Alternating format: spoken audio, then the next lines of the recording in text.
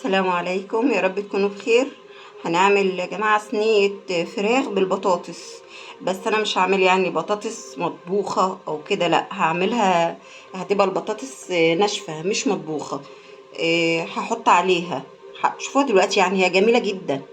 بطاطس وبصل وفلفل الوان وفلفل اخضر، او ممكن تكتفي بفلفل اخضر بس. وحط كاري وحبة فلفل اسمر، حبة كزبرة وحبة كمون وبابريكا والملح. وهحط حبة زيت،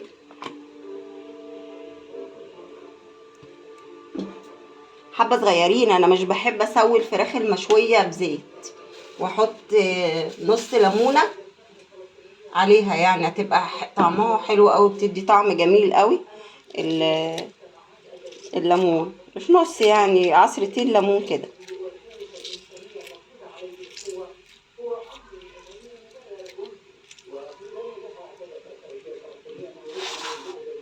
اعمل المكونات دي كلها كده مع بعضيها، بعدين اجيبها على البصل، ادعك البصل دعكه حلوه كده بالتوابل اللي قلت ان هي بابريكا وحبه فلفل اسمر، يعني ربع معلقه فلفل اسمر، وكاري.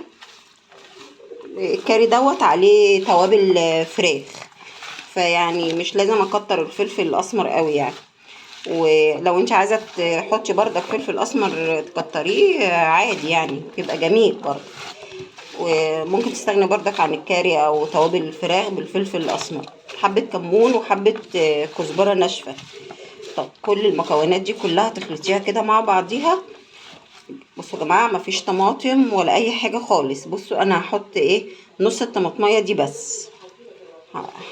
هعملها، هحط نص الطماطميه دي بس، ممكن ما تحطيش طماطم خالص.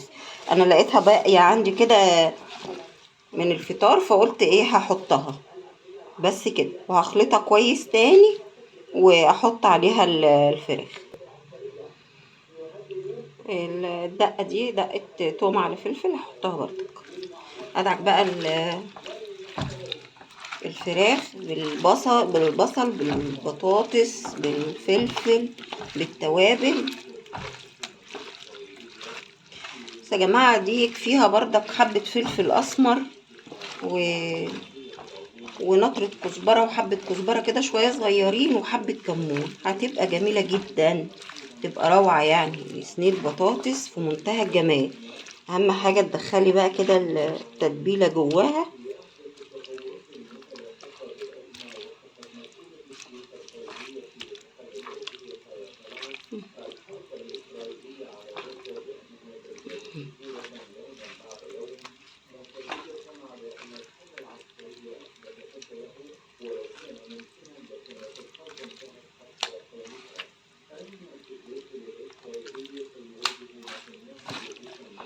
سيبيها بقى حوالي ساعة، ساعتين، تبيتيها من بالليل، مش هيجرالها حاجة، ولا البطاطس هيجرالها حاجة، ولا اي حاجة هيجرالها حاجة.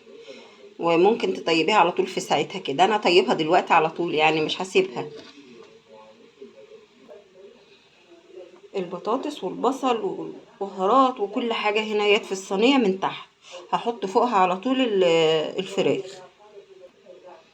بصوا يا جماعة، بسم الله ما شاء الله، جميلة اهي. انا بحط الفراخ، بخلي الجلد لتحت. اول ما بحطها بخلي الجلد لتحت، وبعدين اما تستوي نص سوا بقلبها علشان الناحيه دي تتشرب من التوابل والصوص.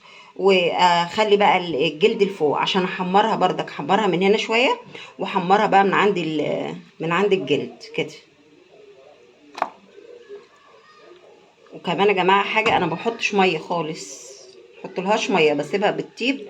الميه اللي بتنزلها الفراخ والخضار، محطلهاش اي ميه تاني.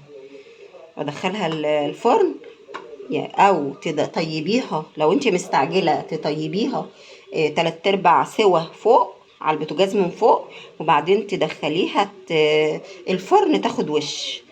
اللي تفضليه بقى اعمليه حسب استعجالك. لو انت مستعجله حطيها فوق تطيب شويه، وبعدين تدخلي مشغله الفرن، تدخليها الفرن تاخد وش.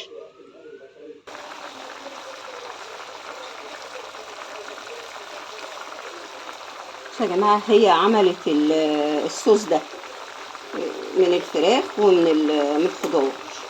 انا حطاها كده فوق البوتاجاز. هحطها بقى ايه اقلبها على الناحيه التانية، واحطها في فرن البوتاجاز. هقلبها كده عشان تتشرب بردك من الصوص من كل ناحيه، واحطها بقى في البوتاجاز من تحت في الفرن يعني. كل الصوص ده منها، ما احطلهاش ميه خالص. اللي بيطلع الصوص اللي بيطلع من الفراخ وبيطلع من الخضار.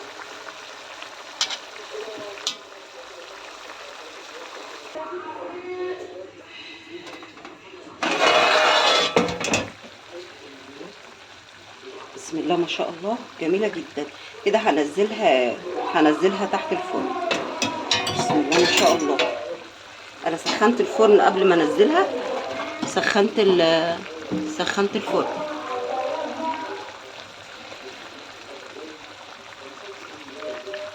بسم الله ما شاء الله يا جماعه، بصوا بسم الله ما شاء الله، حلوه هي. هسيبها تتحمر سنه كمان، هغيرها واسيبها تتحمر سنه كمان وتبقى كده جاهزه. ادي يا جماعه بسم الله ما شاء الله، فرختنا القمر جاهزه اهي.